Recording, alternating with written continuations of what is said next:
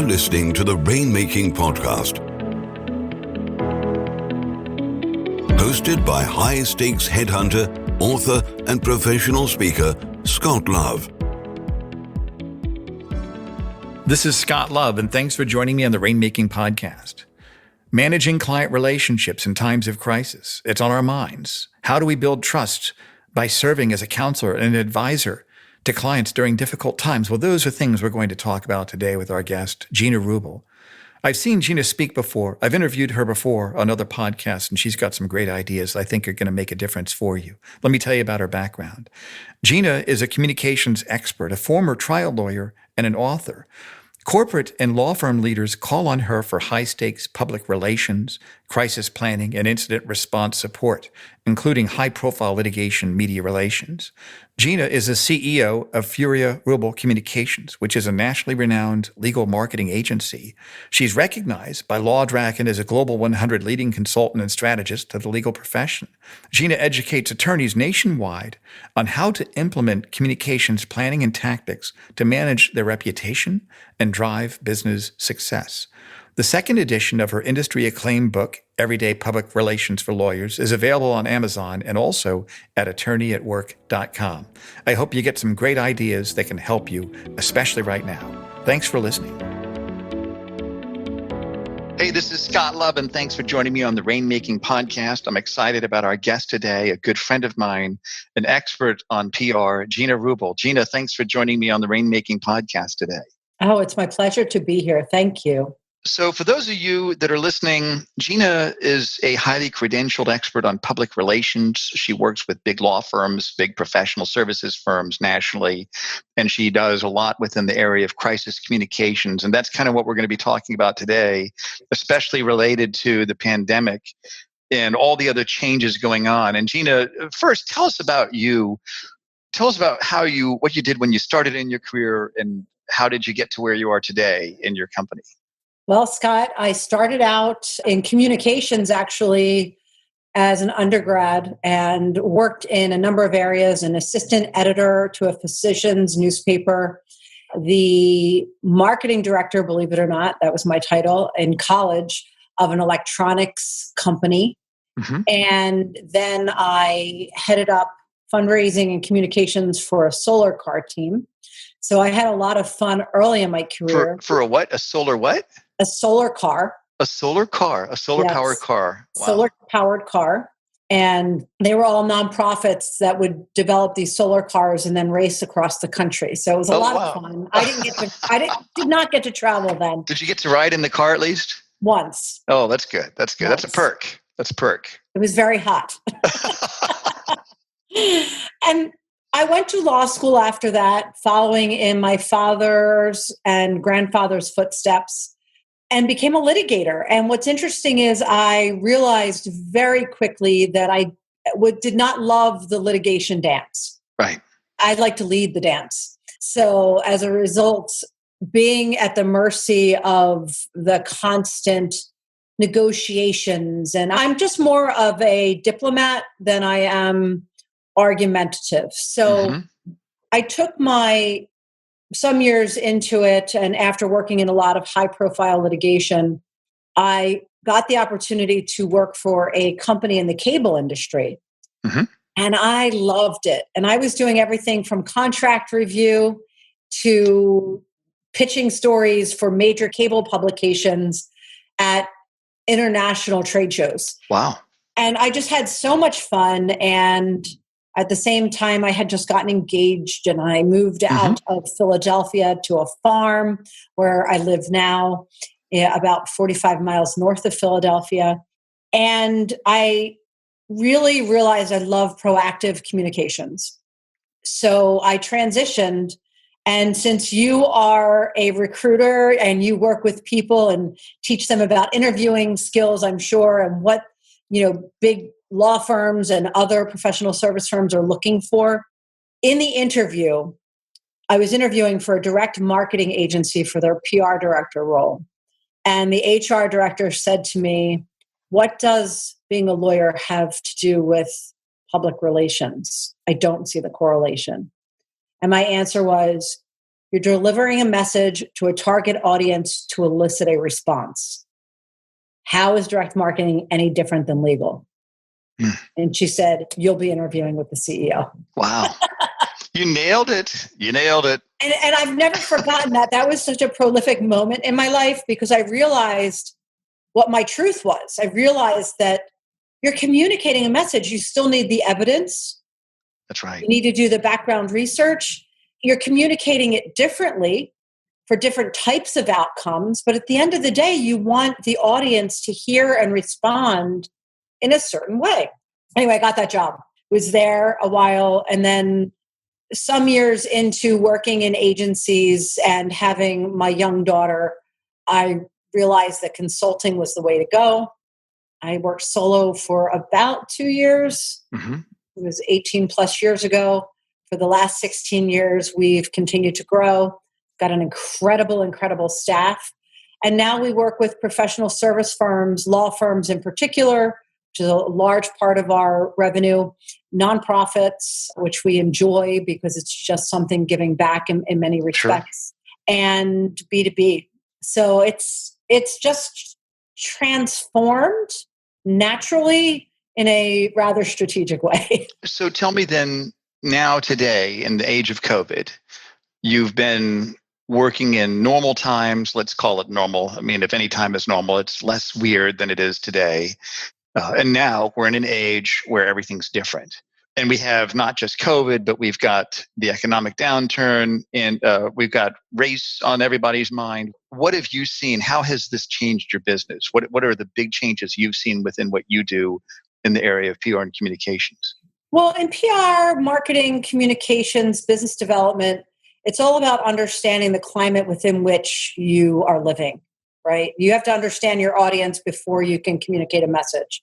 Our business was a lot of proactive public relations, marketing, business development, and it's really gone from that to predominantly crisis communications. In the past, we were about 20% crisis in any given year. We're more at 80% right now. 80%, wow. And that's starting to taper off a little bit. But one of our larger clients has offices in Seattle. We were closing down law firm offices and drafting message and communicating to clients and staff about office closures in January. So, we're now months and months in, and we're still communicating about, okay, well, what if we have to reclose the office? It's not as painful the second time because they've gone through a process and we've put processes in place. So that's really changed our business. It's also changed all of our clients' business. I think it's changed everyone's business, frankly. Right. And then, months into that, we had the George Floyd killing. And we've had a wonderful change in conversation about anti-racism. And the reason why I say it's wonderful is because we're talking about it. People are really starting to take the time to learn and acknowledge that racism still exists. And to do better, you need to not just hear it, but do something. So that's been a big part of what we're doing. We're working with different clients on finding the right resources to develop or redevelop or reinvigorate their diversity, inclusion, and anti-racism programs. And really starting to see what is that going to look like. And before this, we talked a little bit, and I said, I'm not really sure what Q3 and Q4 are going to look like. I don't think any of us know. Right. I don't know if you know Jordan Furlong, but he's a futurist. He's up in Canada, and he's in the legal space. And I interviewed him a couple weeks ago, and he's a futurist. He predicts things based in evidence and history. And he said, how do you predict something when there is no evidence or history? Right. And so it's fascinating. It's fascinating. But our firm is enjoying being a resource to our clients and their clients and doing our best to help them through hard times. And I believe we will come out on the other end better. Right. What have you seen is on the mind of your clients right now in terms of their messaging? Are they looking to be more proactive? Are they looking to be reactive? How do we react to this? Are they looking beyond the crisis? Are they looking at today? What are some of the things that you see on their mind right now? For professional service firms in particular, one of the things I've noticed is that rainmakers are having a little bit more of a difficult time pivoting from the in-person interactions that they're used to, whether it was going to a conference, speaking at a conference, hosting a conference, golfing, expensive dinners, whatever that looked like for them. Right. Because everyone develops business differently. That's been a tough place for many of those who were used to the handshake. Yeah. I mean, think about that. If I saw you, I'd come up and give you a big hug because we haven't seen each other in 6 months. Now I'm like, hey, elbow. Elbow. Maybe we'll bow, Right. Well, and it's strange for many of us. It doesn't feel natural. So pivoting the business development and client value conversations to what they need to be today, which is a lot of thought leadership, podcasting, in-person Zoom interviews or discussions, doing more webinars, all of these things that they really poo-pooed before. I don't know what other word to use. It was like, no, I don't have time to do a podcast. Right. No, I don't have time to do a webinar. I'm going here, I'm going there. Now they're scrambling. So we're really working with a lot of them to leverage proactive communications like content, any form of digital content that adds value to the target audience in order to create more credibility and thought leadership. That's right. So, I think that's great. I think that's one way that a lot of these rainmakers can kind of, I wouldn't say ahead of the curve, but at least be proactive. They've got 2 hours extra a day because there's no more commuting. So they might as well take that time, sit down with their laptop, have a cup of coffee first thing in the morning and start writing, start creating content that way. And we've done more training at our law firm clients via Zoom on those things. And it's been wildly successful. One of our clients just this week, they've been a client since 2013. On Monday, we did a training session with all of the lawyers, partners and associates alike, on content development. The next day, we had a fantastically written blog from one of the partners. Wow. So tell me about that. Let's kind of go down that path a little bit, because I'm sensing that there's opportunity here for people listening to learn some things about this from you, where here we are in the middle of a major, probably the most significant healthcare crisis that we've ever had. And how can we find opportunities in that? We can understand our message. One thing you said, I think, is fantastic. Understand your audience before you deliver a message. Let me ask you about that first. When you say understand your audience, what do you mean by that exactly? So let's use legal as an example. If your law firm works in the financial services industry, you need to understand what the decision makers are dealing with at the financial service industries. So let's say you represent banks. You need to understand what are the banks dealing with today that's different from the things we were dealing with yesterday. Right. Like PPP loans and the bank, increase bankruptcies, but they can't, there's no foreclosures right now. And the conversation is completely different. On top of that, now they're dealing with employment law matters that they may not have ever had to deal with before. The CARES Act and so on and so forth. How do we close our office? How do we test our employees? How do we keep everything HIPAA compliant? There's hundreds and hundreds of questions that every employer has right now. Identifying what they are specific to your audience is the first step to providing thought leadership content. So ask, read. If you don't know, most lawyers, for example, they already know what the pain points are. Right. And they can be predicting them for their clients. And I'll pivot that to an example. At Furia Rubel, we immediately knew the issues our clients would be facing regarding COVID. None of them knew what to say about closing their office, what to tell internally, what to tell their clients, whether or not they put it on their website, how it was just this, what do I do? What do I do? What do I do? What do I say? What do I say if we're still open? This is before the full lockdowns, and someone gets COVID. How do I tell people? Do we tell clients? How do I report it to the state? All of those questions we had to help them answer. How do I get them working from home if we haven't worked from home before? How do we keep them productive? Like the questions, many of which we had to research ourselves, but as a crisis agency, we have done work in space where we've had clients have to evacuate and not go back for months. Right. I think Hurricane Katrina. So one of our clients was a Hurricane Katrina. We weren't working with them then, but we've learned much from them as a result. Wow, so they were able to lock down in a day. Everyone was at home. They've done that before. Their laptops. If we've been here, done that. That's a rarity. It's rare. So we had to anticipate and really had to be quick, and then had to tell them what to anticipate. So PPP loans are coming up. Are you going to give full disclosure to your staff? What are you going to do about furloughs? How are you going to communicate it? The media is going to call you. They're going to want to know who you laid off. Did partners take pay cuts? What did you learn from 2008 to 2011? So we had to anticipate all of those things and go to our clients and say, what are you doing? And I literally, in my notes, I have a 10-step questions that my team and I developed. And in the early days, I called every single client.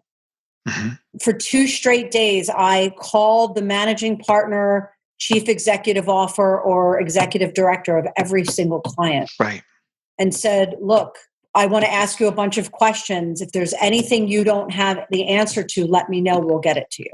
This is interesting because what I'm hearing you say right now is that in this time of crisis, this is where those that are in positions of leadership have to be more aware of how they give this narrative, because I think especially in legal, people are hypersensitive. They can misinterpret something, jump to a conclusion. At that point, the facts of the matter don't really matter because they've made their mind up. Why should I open my mind up? I don't care what the truth is because I've made my mind up.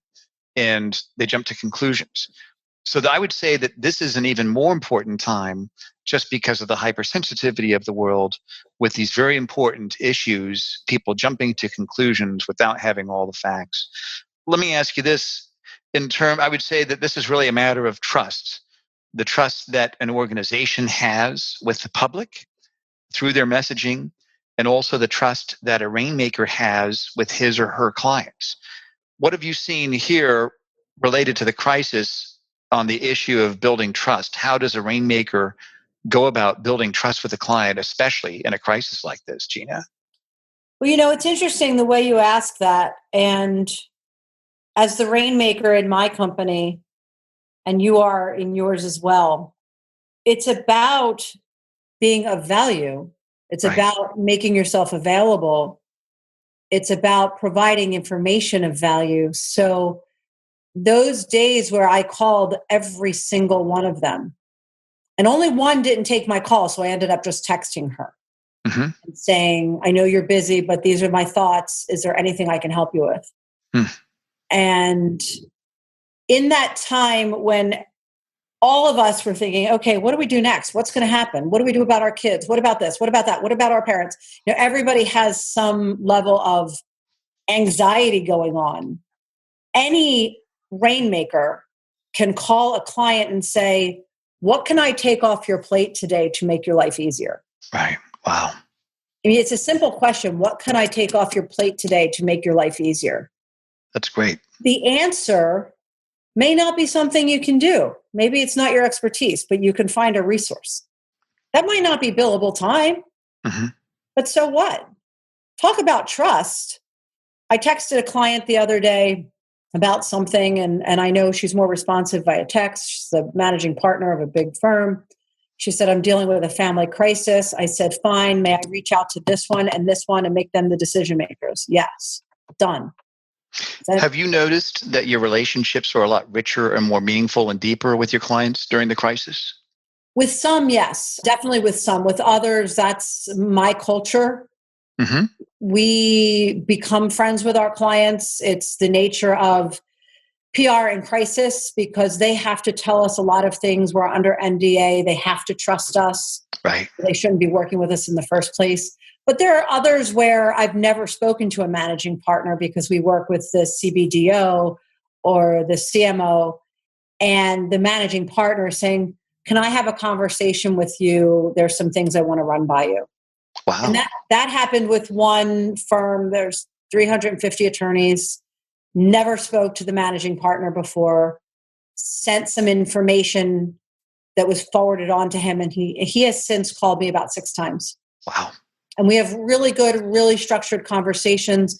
And on top of it, he's implemented the counsel we've provided, which is the biggest compliment you can give to a service provider that you're hiring, whether it's a lawyer, whether it's a doctor, whether it's a communicator, whether it's someone in recruiting, placing you for a job. When you trust that person, when you take their counsel, because they've done it 100,000 times. Right. That's personally rewarding too, to see that that was your idea, that was your initiative, and now look at that. That's policy or whatever it is. That's front and center of what the firm's doing. It is so rewarding as a professional service provider, and to know these people that you look up to as well. You mutually respect each other, are respecting you in return. That breathes life into me. I mean, my whole team, this is what's interesting, Scott. We have put out 4 times more content in the first 7 months of 2020 than we did in the last 2 years. Wow. That's significant. Because everybody's writing something that feels important. It's not just what are we going to blog about this week?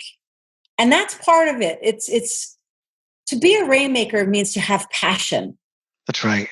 To put your passion behind the message, not just write something for the sake of writing it. I'm terrible at that. And I'm a good writer. I've written 2 books. You've written, but I can't just write something for the sake of writing it. That's why, I did fine in school, but I didn't love the idea of, here's a topic, write about it. Mm-hmm.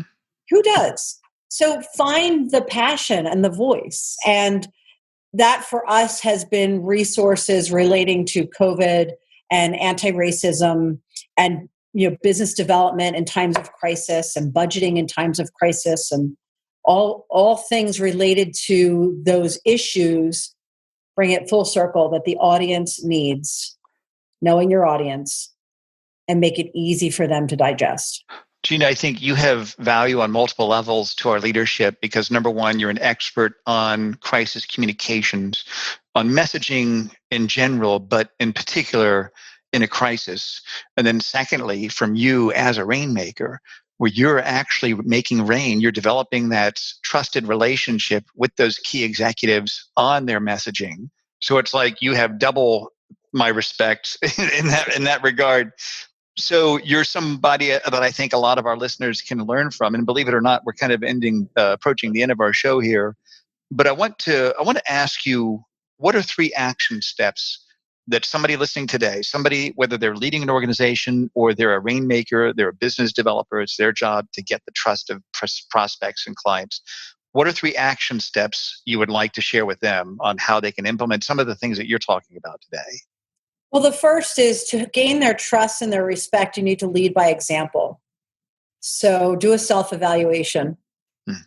Are you doing what you're telling them to do? Because if you're not, the truth will come out at some point and you will lose respect and you can't gain it back at that point. Number 2 is to really understand, take the time and energy. Don't think you understand anti-racism. Become a learned individual on anti-racism. I would start with reading the book, How to Be an Anti-Racist. It's fascinating to me. There's so many things I've learned about myself and people I know so that I can do better and be better as a white privileged woman. And I really think that you need to be able to find that empathy, and that empathy follows through to everything you do. So to be educated on diversity and equity, inclusion, and anti-racism, and to have the equity around all of the audiences that you interact with, LGBTQ, women, men, other genders, whatever the case may be, but taking that time to really understand empathetically. And third is to have advisors help you make business decisions. And I'm specifically speaking to lawyers right now, because most of us did not go to business school. We're entrepreneurs by nature of the industry, but typically didn't learn even how to read a P&L. Mm-hmm. Rely on your advisors. Ask them what they're doing and what they would do in certain situations. Don't think you have all the answers, because there's people like you, Scott, and boards of advisors, and there's brilliant accountants, and your HR team, and frankly, and this is not self-promotional, your PR and crisis people. We know more than you think we know. Right. I've been running a business for 18 years. I also know what all the other clients are doing. You know what they're all doing. So we have a wealth of knowledge where we can help guide our clients in a way, or if it's, you have a great team internally, don't just rely on your executive committee to make decisions. Well, that's great advice, Gina. It's not always the best decision. Well, tell us about the menu of offerings that you have. We know that you're an expert on PR and communications. What are the things that you do that somebody listening today can benefit from? And we'll put all of your links on our show notes. So those of you that are listening, you can go to our show notes and be able to connect with Gina directly. So at Furia Rubel Communications, I have a full team of experts who do what we call integrated marketing. So we look at every issue and we determine what's the best vehicle to reach your audience, to deliver the message, to elicit a response. Mm-hmm. And so that includes marketing, includes content marketing, public relations, and oftentimes strategic planning. So what's the blueprint to get you to the point where you want to be? So while I personally do predominantly crisis communications, client training, speaking, my staff, which is incredible, I can't do any of what I do without them. They do it all. And so we really look at what the needs are from a communications perspective. And sometimes it's a shift, like during COVID. We used to do conferences and speaking engagements. Now it's you're going to be doing a webinar and a podcast. Well, Gina, thanks so much for being a guest on my show today. You've got some great content. It's meaningful, it's significant, it's very deep. And I hope that those people listening can take advantage of your offerings and visit your site, which will be on the show notes, like I mentioned. And we'll certainly have you back on here on the show again in the future, Gina. Congratulations with the Rainmaking Podcast. Thank you. Thank you for listening to the Rainmaking Podcast. For more information about our recruiting services for international law firms, visit our website at attorneysearchgroup.com. To inquire about having Scott speak at your next convention, conference, sales meeting, or executive retreat, visit therainmakingpodcast.com.